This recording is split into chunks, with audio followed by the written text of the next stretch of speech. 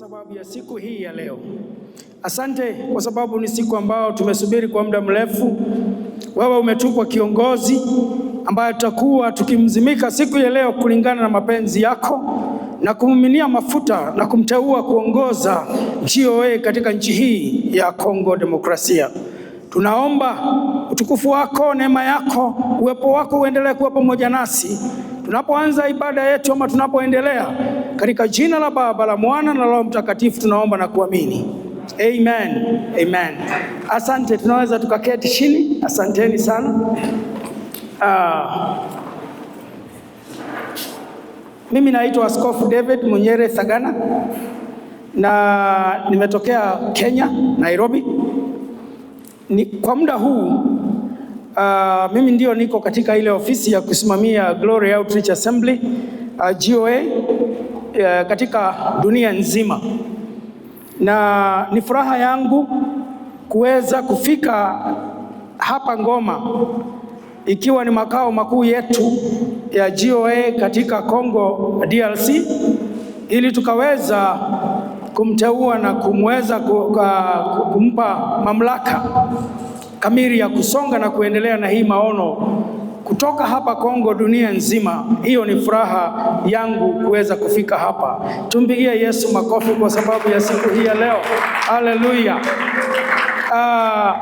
Sitaweza kutaburisha watu wote kwa sababu ya vile muda wetu ulipo, lakini utaniruhusu nitaje, wanasimama tu kwa sababu muda hautaturuhusu kuwataburisha wote. Mke wangu ambaye tunahudumu pamoja na yeye, labda ukaribie tu kwa sababu wewe uko karibu, naona uko karibu sana. Huyu ndiye mke wangu ambaye anaitwa Reverend Joyce Njeri Munyere. Reverend Joyce Njeri Munyere tumeoana naye kwa miaka 30 sasa na mitatu, inaelekea karibu na 4, na tumekuwa tukihudumu pamoja, na hii huduma yenyewe ya GOA inasherehekea miaka 35 mwaka ujao. Kwa hivyo ni furaha kuu kuweza kushiriki pamoja. Tumekuja na watoto wetu wote, na ninaona wako mbali sana, lakini wao ni wepesi, wanaweza kufika hapa tu. Wote wako hapa.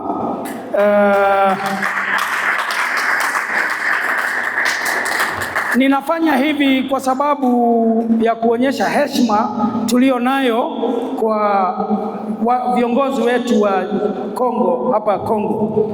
Watoto wetu wako vile mnavyowaona hapa. Huyu ndiye kijana wetu wa kwanza ambaye ndiye anaongoza wale wengine, na yeye ni Mkongomani kwa damu, anapenda Kongo, anapenda yeye ni wa kutoka Walikale.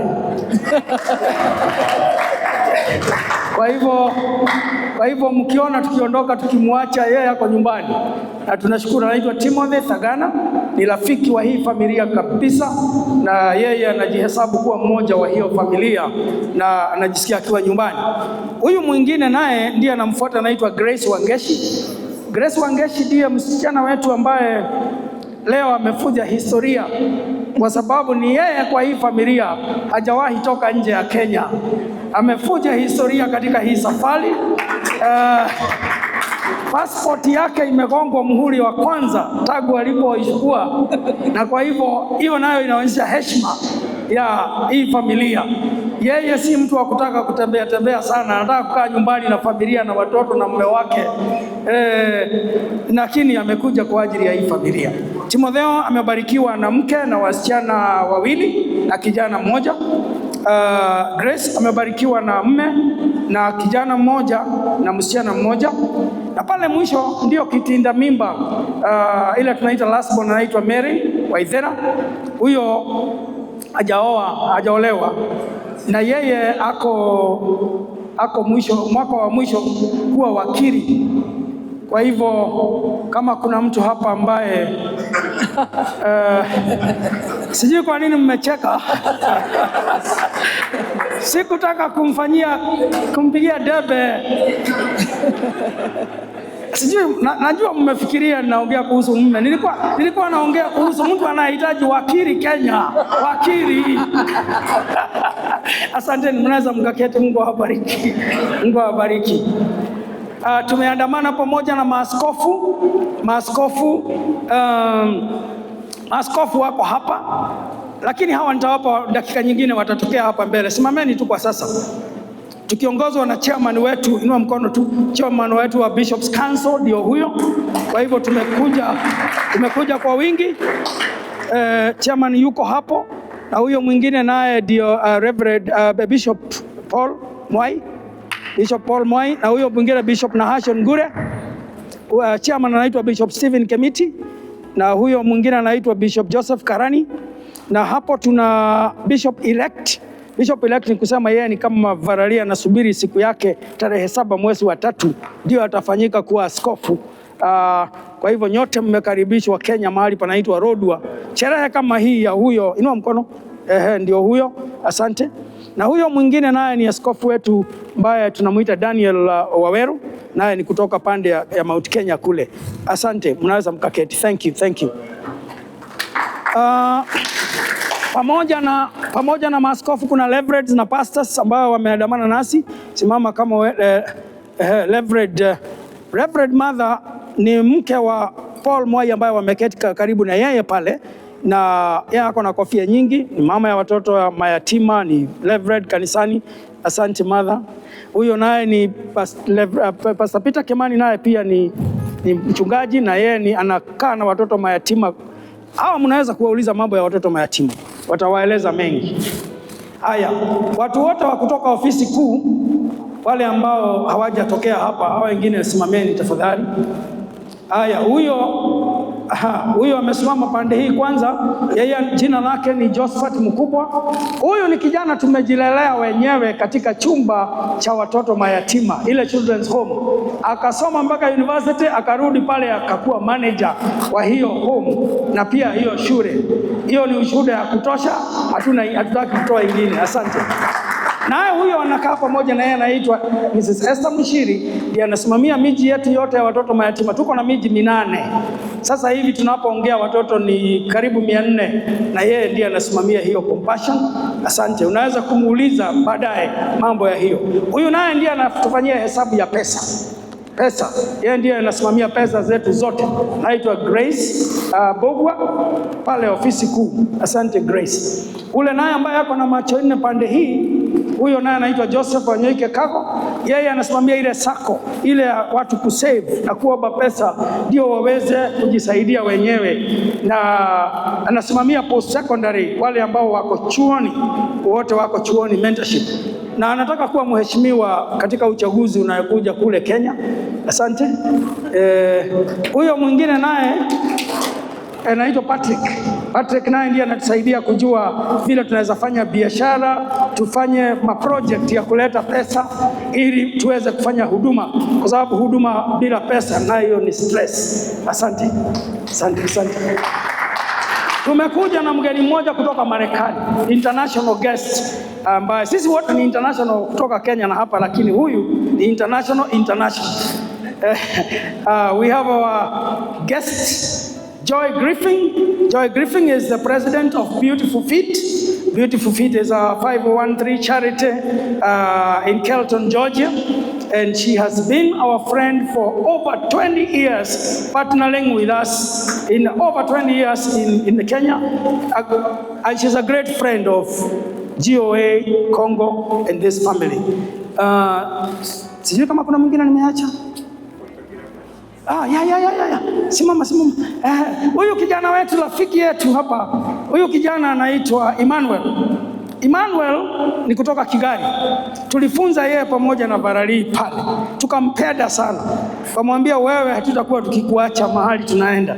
Sasa tukamchukua tukaja na yeye, amekuwa akifundisha hapa masomo ya viongozi, na yeye pia ako kwa organization nyingine ambayo tutaita Mwenyere Africa Foundation, ambayo tutawajulisha baadaye. Yeye ni rafiki yetu. Emmanuel, thank you very much. Asante. Basi hiyo itatosha kwa sasa, na ukitaka kujua zaidi unaweza kuwaongelesha baadaye. Watu wa kamera huwa wanasahaulika mara nyingi. Huyu ambaye ako na kamera hapa nyuma anaitwa Reverend Friend. Yeye ndiye anasimamia makanisa yote kama director wa discipleship kule Nairobi. Ni mtu mkubwa, ni mtu very flexible, anaweza kuwa kwa kamera, anaweza kuwa kwa kompyuta, anaweza kuwa kanisani. Yeye Mungu amembariki na neema nyingi.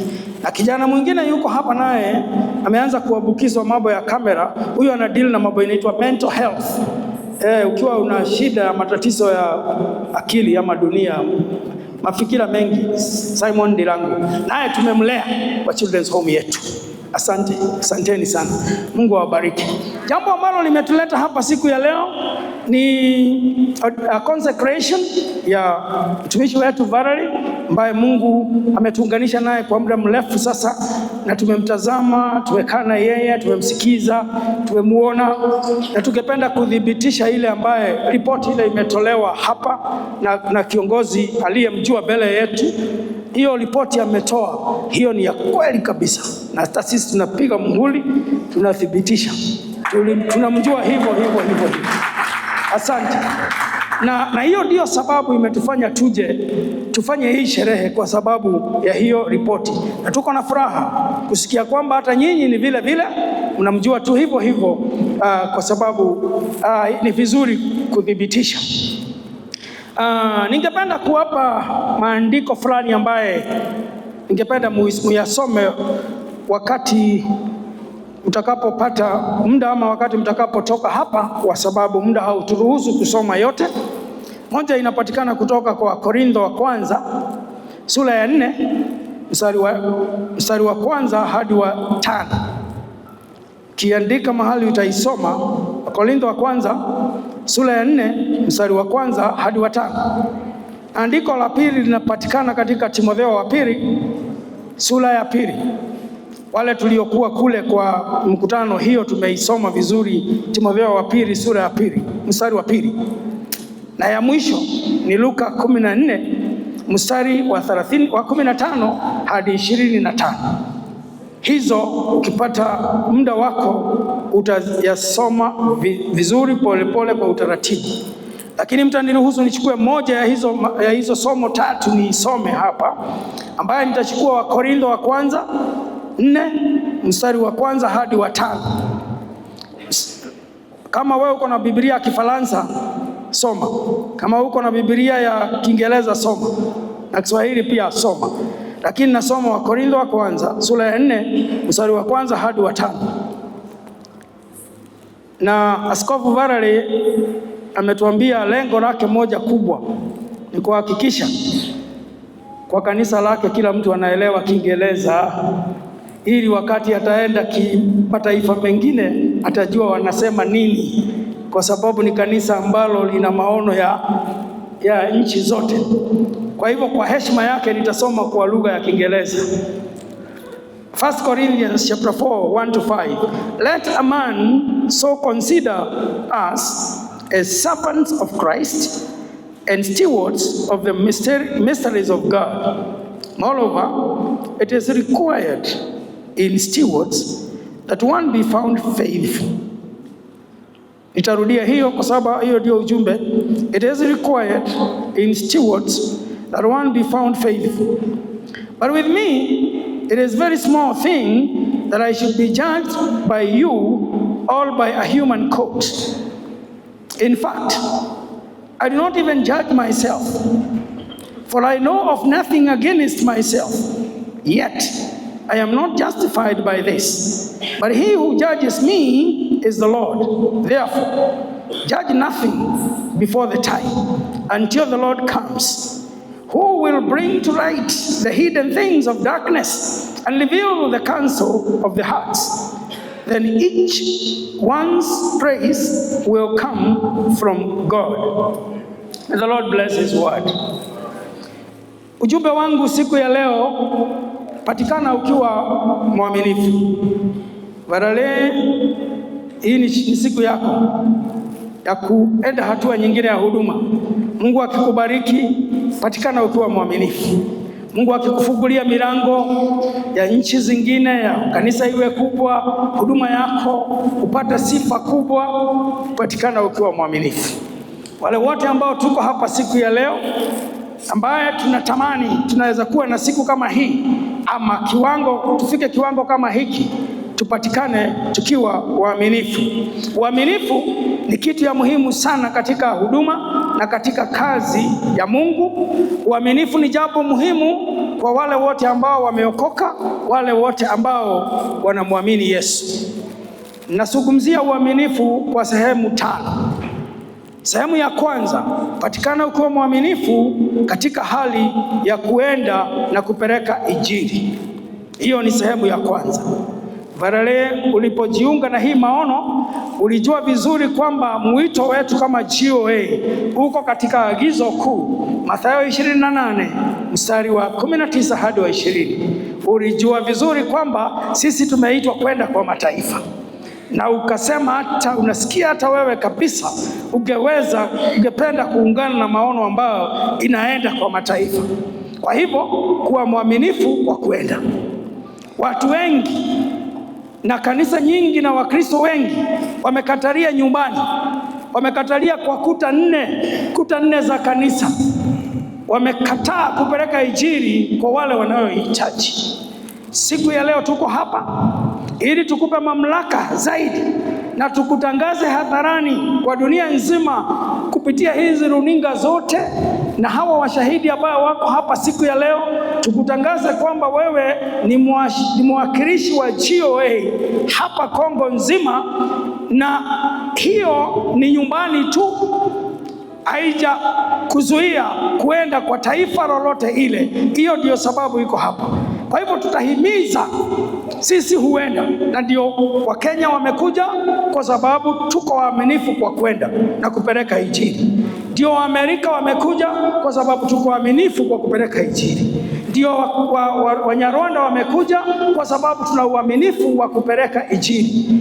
Bwana Yesu ametuambia wazi, enendeni kwa mataifa yote mkipeleka Injili. Kuwa mwaminifu kwa kupeleka Injili. Nyumbani ni kuzuri sana nyumbani, na saa zingine watu hupenda kukaa nyumbani. Kuna joto, kunajulikana, kuna chakula kizuri, culture ile iko huko iko sawa. Watu wanapenda nyumbani sana. Lakini neno la Mungu linatuambia twende tupeleke Injili. Kuwa mwaminifu kwa kwenda. Siku nyingine itakuwa ni wewe kwenda, siku ya leo ni sisi tumekuja. Na mpaka dunia itakapofikiwa na Injili kabisa, sisi tutaendelea kuwa mwaminifu kwa kwenda. Jambo la pili, patikana ukiwa mwaminifu kwa kutoa ama kupeana. Ukristo msingi wake ni kutoa. Hapo ndio msingi ya Ukristo. Na Injili tunayoihubiri msingi wake ni kutoa, kupeana. Ndiposa Yohana 3 mstari wa 16 inatuambia, kwa maana jinsi hii Mungu aliupenda ulimwengu sana akamtoa mwana wake wa pekee. Akamtoa. Injili na msingi wake ni kutoa. Tunatoa maisha yetu, tunahatarisha hata maisha, na tunaenda mahali ambapo tunatakikana kwa sababu ya Injili, na tunajitoa kwa maisha yetu. Kuna mzee mmoja ambaye anaitwa Yona. Yona aliambiwa aende Nineve, akakataa kwenda kwa sababu hakuwa mwaminifu kwa kwenda. Lakini labda aliogopa kujipeana maisha yake. Usiwe Yona, kuwa mwaminifu kwa kwenda, kuwa mwaminifu kwa kutoa. Kama Mungu alivyopenda ulimwengu akatoa mwana wake wa pekee. Wapenda nao hupeana. Wale watu wapenda nao hupeana. Siku ya leo najua kuna watu wanakupenda sana hapa na watakupea zawadi nyingi, kwa sababu wale wanapenda nao wanapeana zawadi. Hata baada ya hii tutakuwa na sherehe ya vijana wetu ambao wamependana. Kwa hivyo hakuna upendo halisi ambaye hauna kutoa ama kupeana. Kuwa mtu anayetoa muda wake, anayetoa mali zake kwa ajili ya kazi ya Mungu. Sehemu ya 3, kuwa mwaminifu kwa kukua. Ni vizuri kukua. Mtu asikae vile tu alivyokuwa. Unakuwa, unaendelea grow. Vile ulikuwa wakati mmoja, iwe hauko hivyo. Tumesomewa historia nzuri hapa, na sisi tumekujua kama mtu ambaye amegrow ama amekuwa tangu wakati huo. Continue to grow, kwa sababu kukua iko katika mpangilio ya Mungu. Na mimi nafurahi sana kwa sababu ya tangu nikujue umeongeza cheti cha masomo, hata title imebadilika. Nilipokujua haukuwa doctor, sasa uko doctor. Endelea kugrow hivyo kimasomo, kiroho, maturity yako ya uongozi. Usikae pale pale tu, continue to grow. Sehemu ya 4, endelea kukuwa mwaminifu katika sehemu ya kulinda moyo wako na kujilinda wewe mwenyewe, kwa sababu kuna maadui wengi sana wa imani hii. Linda moyo wako. Maadui wengine wako kwa kiroho, ulimwengu wa kiroho, wengine iko kwa ulimwengu wa fikra, wengine ni hiyo yako ambayo watu tunajua na tunawaona. Linda moyo wako kama mtu ambaye amejilinda. Kiongozi mara nyingi hatapata mtu wa kumuuliza kama amesoma Biblia, kama ameomba, kama ameenda mahali anatakikana, hatapata. Sasa wewe jirinde na ulinde moyo wako, ili Mungu atakapoita watumishi wake kwa kweli utapatikana. Na ya mwisho na ya 5, kuwa mwaminifu kwa kumtukuza Mungu. Mara nyingi tunabarikiwa na Mungu ama tunainuka katika viwango vya uongozi, tunasahau kumtukuza Mungu. Kuwa mwaminifu kwa kumtukuza Mungu. Ukiwa daktari kimasomo, tukuza Mungu. Ukiwa bishop, tumtukuza Mungu. Ukibarikiwa na mali, tukuza Mungu. Ukibarikiwa na watoto warembo kama wale ambao Mungu amekubariki na wao, tukuza Mungu. Leo tuna kutangaza kiongozi wa Kongo na makanisa haijafanyika mengi sana. Wakati yatafanyika mengi, kaa ukiwa mtu unatukuza Mungu. Usijitukuze mwenyewe, tukuza Mungu. Na Mungu wetu akubariki, Mungu wetu akuinue. Haleluya. Na kwa heshima ya Bishop Daktari Valerie ambaye anataka kanisa yake isungumze Kiingereza, wacha ni kukumbushe tu, be found faithful in 5 areas. Number 1, be found faithful in going to take the gospel. Number 2, be found faithful in giving. Giving is the foundation of the Christian faith. Number 3, be found faithful in growing. Don't remain in the same place. Work out growth, your growth plan. Number 4, be found faithful in guarding your heart against all the attacks and all the enemies. Number 5, be found faithful in glorifying God, regardless of how things are. And may the Lord bless you and bless you.